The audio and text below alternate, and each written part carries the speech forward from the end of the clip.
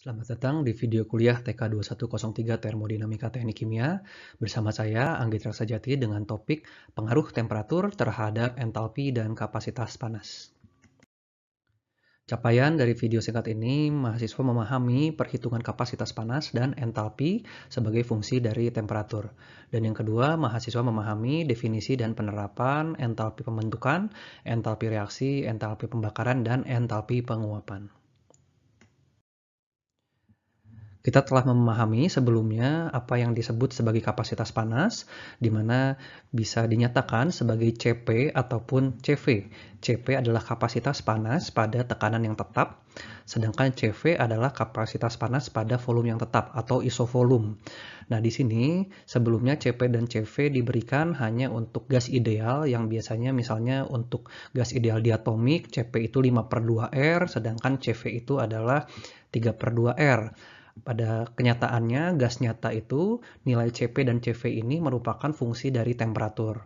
Artinya apa? Nilai CP dari suatu komponen nilainya bisa berubah, misalnya di temperatur rendah di 0 derajat ataupun di temperatur tinggi katakanlah sampai di atas 100 derajat Celcius. Oleh karena itu, ada persamaan-persamaan yang dapat digunakan untuk menyatakan hubungan dari CP terhadap fungsi temperatur. Misalnya di sini diberikan dalam appendix C.1 di buku Smith-Vaness dan Ebert, di mana CP per R itu adalah A ditambah BT tambah CT kuadrat tambah DT pangkat minus 2. Dan nilai dari A, B, C, D ini disediakan untuk masing-masing gas, misalnya diberikan dalam tabel berikut. Tinggal digunakan A-nya, B-nya hati-hati di sini dalam 10 pangkat 3, artinya nilai B sesungguhnya perlu dikali dengan 10 pangkat minus 3. Nilai C-nya karena dinyatakan sebagai 10 pangkat 6C, maka nilai sesungguhnya perlu dikali dengan 10 pangkat minus 6. Kemudian, jika kita perlu menghitung kapasitas panas untuk suatu campuran gas, maka campuran gas tersebut nilai CP-nya dapat dihitung dengan formula berikut, yang dapat sederhanakan bahwa CP-nya itu akan proporsional dengan fraksi mol dari gasnya. Jadi misalnya kita contohkan misalnya udara atmosferik, bisa diasumsikan katakanlah sebagai 79% dari nitrogen ditambah 21% dari oksigen. Maka CP dari udara atmosferik tersebut dapat dinyatakan sebagai 0,79 kali CP nitrogen tambah 0,21 kali CP oksigen, di mana gas-gas lain yang jauh lebih kecil komponennya katakanlah kita abaikan. Silakan dilakukan perhitungan tersebut, gunakan nilai CP nitrogen dan oksigen dari appendix C tersebut atau dari nilai yang diberikan di slide sebelumnya. Kemudian, kita juga perlu memahami bahwa nilai entalpi pun akan berubah ketika ada perubahan temperatur. Salah satu persamaan yang paling banyak digunakan adalah persamaan yang dinamakan persamaan Clapeyron gitu ya. Ada juga yang menyebutnya Clausius-Clapeyron, di mana Clapeyron ini menyatakan hubungan dari entalpi. Secara umum, delta H itu adalah T dikali dengan delta V, yaitu perubahan volumenya, dikali dengan diferensial dari saturated vapor pressure-nya per diferensial temperaturnya. Ketika kita selesaikan persamaan diferensial ini, maka kita dapat peroleh persamaan yang di bawah, di mana ln P2 per P1 sama dengan minus delta H per R kali 1 per T2 kurangi 1 per T1. Nah, persamaan ini sangat bermanfaat. Misalnya kita punya data dari buku delta H reaksi pembentukan normal, itu misalnya dinyatakannya hanya pada 25 derajat Celcius atau pada 298 Kelvin. Kemudian kita membutuhkan nilai delta H dari reaksi tersebut tapi bukan pada 25 derajat Celcius, misalnya pada 100 derajat Celcius atau pada 373 Kelvin. Maka tinggal menggunakan hubungan ini, nanti kita bisa hitung hubungan antara delta H, kemudian T2 dan juga P2 P1-nya. Kemudian ada juga yang dikenal beberapa metode untuk menghitung panas laten atau panas vaporisasi gitu ya, untuk menguapkan dari komponen cair menjadi seutuhnya komponen uap. Nah, jika kita tidak punya datanya yang paling lengkap atau yang detail gitu ya, ada beberapa cara yang bisa digunakan untuk misalnya di sini melakukan estimasi kasar.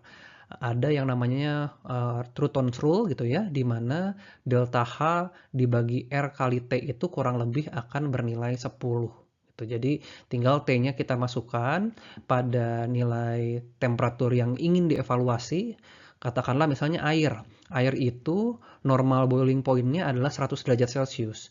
Maka air itu normal boiling point-nya adalah 373 Kelvin. Tinggal kita masukkan 373 Kelvin. Di sini R-nya gas konstan. Dikalikan dengan 10, kita akan dapat kira-kira berapa nilai delta H untuk penguapan air tersebut.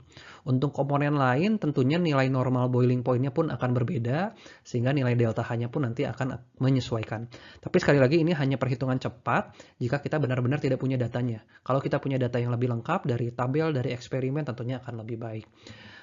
Persamaan yang serupa pun diberikan oleh Riddle maupun Watson gitu ya, yang memberikan hubungan antara delta H panas vaporisasi dengan temperatur boiling point-nya juga.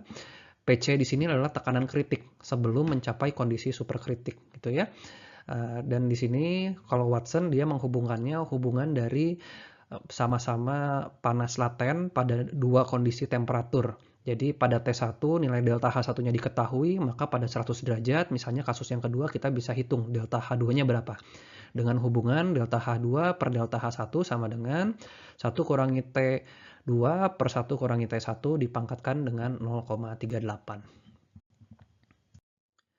Nah, yang berikutnya kita akan berbicara entalpi reaksi. Kalau tadi entalpi vaporisasi atau laten.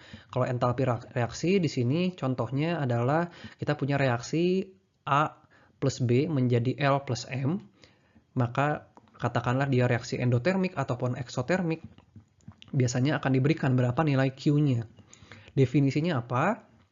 Definisinya panas reaksi itu adalah perubahan entalpi ketika sejumlah A mol untuk komponen A bereaksi dengan B mol untuk komponen B pada temperatur dan kondisi standar. Kondisi standar itu artinya apa? 25 derajat Celcius dan 1 atmosferik. Oke. Di sini delta H0 seringkali dinyatakan. Dan dia akan membentuk sejumlah L mol untuk komponen L dan M mol untuk komponen M. Sama-sama pada kondisi standar, yaitu pada temperatur 25 derajat Celcius. Jika reaksinya dilangsungkan pada temperatur yang lain, tentunya nilai delta H reaksinya pun akan berubah. Di mana nanti kita misalnya harus mempertimbangkan nilai panas sensibelnya, misalnya dengan fungsi kapasitas, akan diberikan di bagian berikutnya.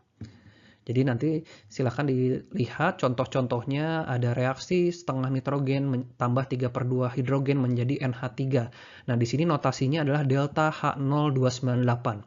Delta H0298 ini menyatakan entalpi reaksi pembentukan amonia spesifik pada kondisi standar yaitu 298 Kelvin. Selain entalpi reaksi, kita juga perlu memahami apa yang dikenal sebagai standard heat of formation gitu ya, atau panas pembentukan suatu komponen. Karena seringkali perhitungan delta H reaksi itu dihitung dari entalpi formation masing-masing komponen penyusunnya.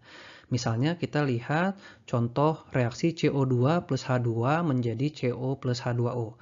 Sepertinya ini bentuk dari kebalikan dari water gas shift reaction.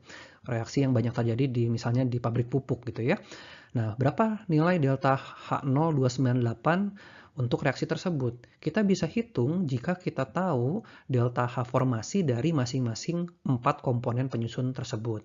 Misalnya CO2 itu delta H formasinya adalah C plus O2 plus CO2, di mana delta H formasinya menjadi minus 393,509 Joule.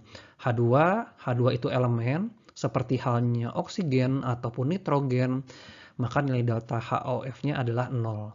CO itu terbentuk dari C plus setengah O2 menjadi CO, nilainya sekian. Begitupun untuk air gitu ya. Nilai-nilai ini bisa diperoleh dari mana? Cukup banyak saya kira dari ensiklopedia ataupun dari handbook kimia, nilai ini banyak tersedia. Sehingga dari 4 nilai ini kita bisa hitung untuk entalpi pembentukan reaksi ini sendiri seperti apa. Silahkan dicocokkan bagaimana hubungannya sampai diperoleh nilai 41166 Joule ini. Apakah seharusnya resultan dari ruas kanan dikurangi resultan ruas kiri atau kebalikannya. Silahkan dibuktikan dengan perhitungan langsung ya. Oke, kemudian seringkali juga panas formasi itu dinyatakan sebagai entalpi pembakaran atau panas pembakaran. Misalnya, berapa heat of formation atau entalpi formasi untuk butana. Butana itu C4H10 dan itu bisa dihitung dari reaksi pembakarannya, yaitu 4C plus 5H2 menjadi C4H10. Nah, kemudian formasinya kita pecah lebih lanjut menjadi beberapa reaksi pendukungnya gitu ya, yang datanya jelas-jelas tersedia di literatur atau dari handbook tersebut. Kemudian resultannya baru kita selisihkan di sini 4C plus 5H2 itu menjadi penjumlahan dari 3 reaksi penyusunnya sehingga nilainya bisa kita ketahui. Nah, ini adalah bagian terakhir dari video ini. Lalu bagaimana jika kita sekarang sudah mengetahui nilai entalpi reaksi standarnya delta H0 298-nya, tapi sekarang kita perlu menghitung entalpi reaksi tersebut pada temperatur yang lebih tinggi. Nah, di sini kita kembalikan saja secara fundamental definisi dari entalpi itu apa. Misalnya, ini bisa dibalik, sebelumnya kita pahami bahwa nilai Cp atau kapasitas panas pada kondisi tekanan tetap adalah diferensial dari entalpi delta H per diferensial dari diferensial temperatur. Sehingga ketika ruasnya kita ubah, sekarang D delta H sama dengan delta Cp kali D temperatur.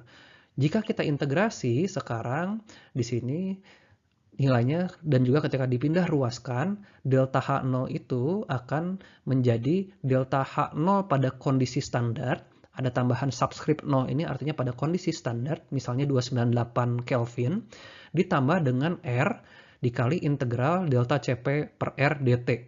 Jadi ini entalpi pembentukan standarnya, ini adalah panas sensibelnya untuk mencapai temperatur reaksi. Dari T0, temperatur standar 298 Kelvin ke temperatur reaksi. Jadi sekali lagi, jika contohnya data yang kita ketahui dari 25 derajat Celcius, tapi reaksinya dilangsungkan di 100 derajat Celcius, maka tinggal dimasukkan ke persamaan ini, delta H0 pada 25 derajat Celcius tersebut, kemudian lakukan integrasi panas sensibel ini, T0-nya dari 298 Kelvin sampai ke 373 Kelvin, gitu ya.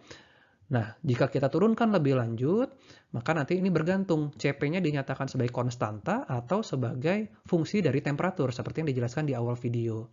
Jika dinyatakan sebagai fungsi dari temperatur, A plus BT plus CT kuadrat plus DT pangkat minus 2, maka gabungannya nanti akan bisa diperoleh menjadi bentuk seperti ini.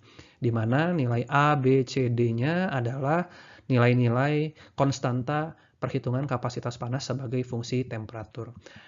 Mohon dipelajari karena persamaan ini persamaan yang sangat sering digunakan termasuk untuk bagian modul ketiga dari kuliah termodinamika ini, yaitu dalam perhitungan kesetimbangan reaksi kimia. Oke, saya cukupkan materi untuk video ini. Terima kasih atas perhatiannya. Sampai jumpa di video-video berikutnya.